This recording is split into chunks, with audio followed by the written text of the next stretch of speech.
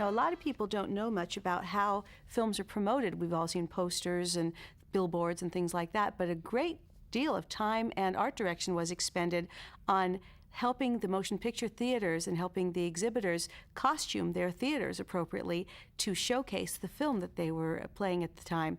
A lot of banners and a lot of special buttons and badges for the ushers to wear were produced, and some of the most beautiful artifacts of theater exhibiting are lobby cards. Here's a lobby card from 1960 from Pollyanna's original theatrical release. These are often also called front-of-house cards because they were generally displayed not in the lobby of the theater, but actually in little glass cases that were outside so people passing by on the street could see just how wonderful the movie that the theater was showing was. This lobby card here shows just why a lot of collectors today really love the Disney lobby cards. They were generally on a little heavier paper stock, and they were printed in a glossy finish, so they looked a little nicer. And also the colors were the true colors of the film. They didn't necessarily have the hand-tinted photos or kind of strangely textured paper that caused the colors to change of a lot of the different studios. And in addition to these colorful lobby cards, theater owners could order all kinds of posters and things to enhance their lobby display. You could get things all the way up to an insert, which is a very long and tall, narrow poster, and the very popular 22 by 28 size, which was a good glossy poster as well. Now this here is called a window card, and as you can see, it's sized to be placed into a shop or a store window, and the empty area up at the top is so that the local theater owner could put what they called a slug that indicated what theater and on which days this film would be showing. This is the key ad art, as it is called, for the campaign, and almost every publicity item that came out with Pollyanna had this drawing of Haley Mills on it. And it was based on one of the photographs that was done at one of the photo sessions. The 1 sheet was a very typical poster size that's still used widely today. The 3 sheet was rather huge, and the 6 sheet was even more enormous. But a 24 sheet is about the size of a freeway billboard, so you can imagine how much display space was devoted to promoting some of these motion pictures. When the film came out, it was a huge critical success, but it wasn't necessarily a big financial success, not quite what the studio was hoping for, I don't think. They had a real high-quality film. They had a stellar cast. It was a really good dramatic story that was well told, but that wasn't kind of the sort of standard fare that Disney had been doing at the time, and I always felt the marketing department was a little lost.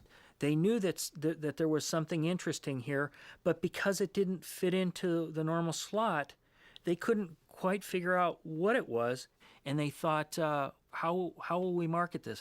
What is this that we've got here? I do remember there was a long discussion about the title. Pollyanna was a legend. In fact, it was considered by a lot of people to be such a saccharine notion, and a lot of people wanted to call it anything but Pollyanna because they believed that the title itself would be off-putting to a lot of people. Unfortunately, I think the philosophy was that a lot of young boys and men tended to stay away because they thought it might not be a film aimed at them. The working title was The Glad Game. That isn't a great title either. But Pollyanna is not a title that one rushes out to. Pollyanna at Pearl Harbor might do it. Or Pollyanna Discovers Atlantis. No, that would.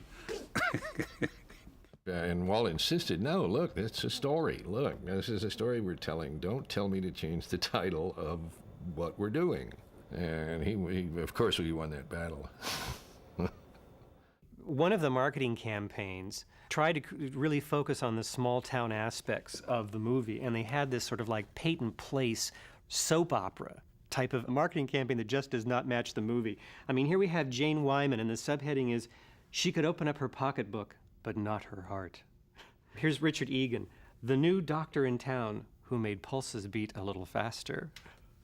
And there was Kevin Corcoran. Mischief was his middle name. He had no last one.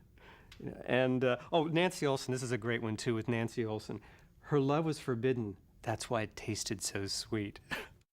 I've never seen this. The mayor was under someone's thumb until he clenched his fist.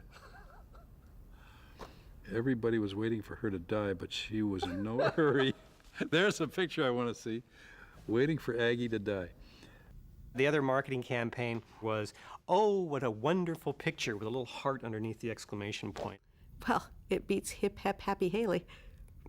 Remember that from Summer Magic? Well, or there's also my favorite line from Castaways, 1,000 thrills and Haley Mills. They didn't know what to do with this movie, and I think that is unfortunate because I think it's an outstanding film that really more people should have seen. Of course, the Walt Disney Studio always received a lot of fan mail for all of its stars, but generally the replies were sent out on either stationery or postcards that were appropriate for whatever star or television show had received the actual communication. And in this case here, this is a postcard actually called a fan card, which the Disney Studios guest mail department would send out that would thank people for their interest and perhaps detail where in their hometown the film was going to be showing or answer a specific question. But the fan mail department at the Disney Studio was really something.